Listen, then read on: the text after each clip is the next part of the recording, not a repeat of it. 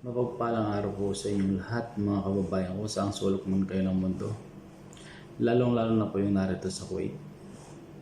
So, nais ko lang pong i-share sa inyo yung aking napanood na isang propesya na sinabi ng isang pastor na mayroon ditong mangyayari na sakuna na katulad ng nangyari sa Pilipinas, ang lindol. Yung lindol po rito, sa sinabi po niya ay napakalakas. 7.2 magnitude. So malakas po yun. So kayo po ang makakapagsabi sa lakas ng 7.2 magnitude.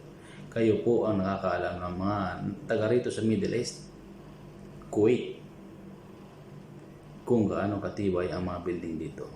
So kung mangyari man iyan, nakakatakot po sa totoo lang. Dahil walang tibay ang mga building rito. Sa lakas po niyan, 7.2, madaling malaglag ang mga building. So ipanalangin po natin, magdasal tayo, na sana'y ilihis yung mga propesya na ganyan. Sana po huwag mangyari. Pray lang po tayo. So, mayroon pang sinabi na may babagsak na eroplano.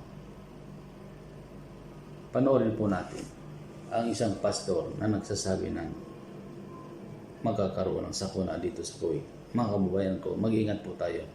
Huwag po tayo makakalimot sa Diyos. Okay po, panoorin po natin. Now, I want us to pray for Kuwait.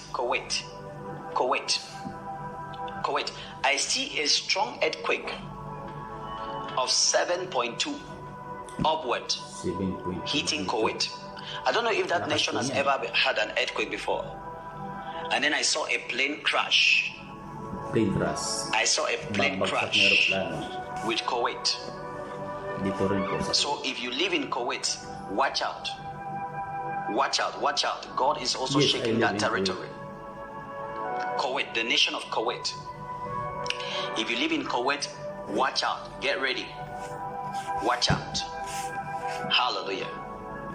Get ready and watch out. There's a great awakening God wants to start in Kuwait. A great awakening. And so I saw buildings collapsing in Kuwait. Yun po. Yun po yung sinabi ng isang pastor na magkakaroon ng lindol na ganun kalakas, 7.2 magnitude. So, wala po tayong magagawa kung yun ay dumating dito. Ang magagawa lang natin, magdasal sa Diyos. Yun lang po ang pinakamalakas na pananggalang natin. Yun lang ang paraan.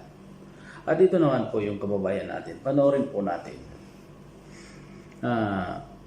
Siya rin po ang nakakuha mismo ng mga isda na lumitaw sa gilid ng dagat. So ito po para sa akin, iyan ay isang palatandaan katulad doon sa Pilipinas na nangyari.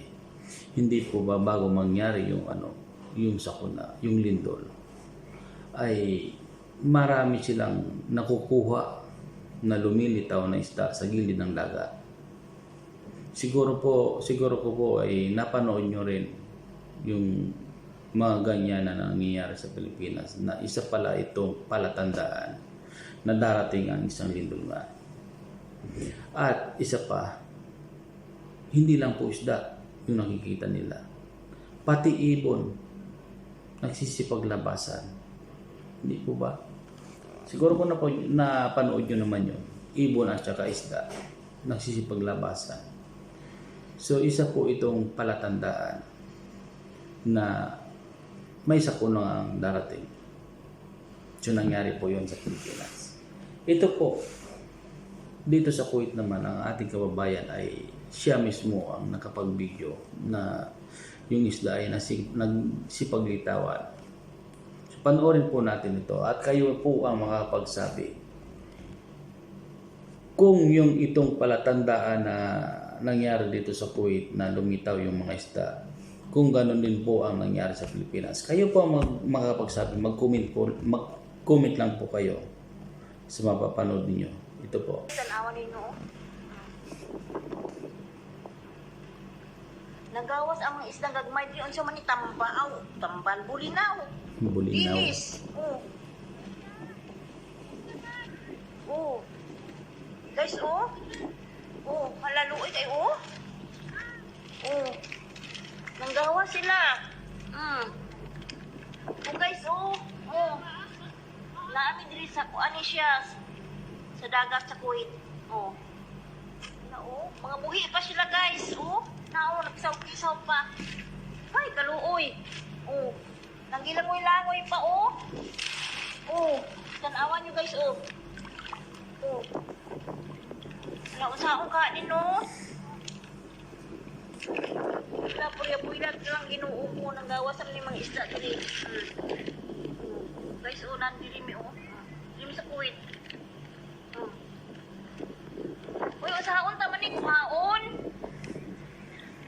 Di man ni pwede kuhaon guys. Uy, luoy kaayo.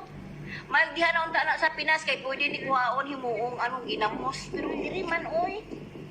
Usahaon man ni wa may kakaon di ginamos. Oh. Guys, tanawa. Unsa kahit kuan ani guys. Ano ah. Ayun po. Napanood nyo na po. So, kayo na po ang makapagsabi kung ano ang ibig sabihin nun. Kasi hindi po magkalayo yung katulad ng nangyari sa Pilipinas. Isda muna yung nagsipaglitaw. Ganun din po dito.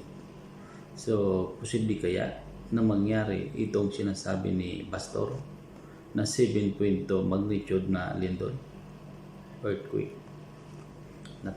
Napaka-delikado po yung ganun. Kasi ako mismo makakapagsabi na walang tibay po yung ano dito, mga building.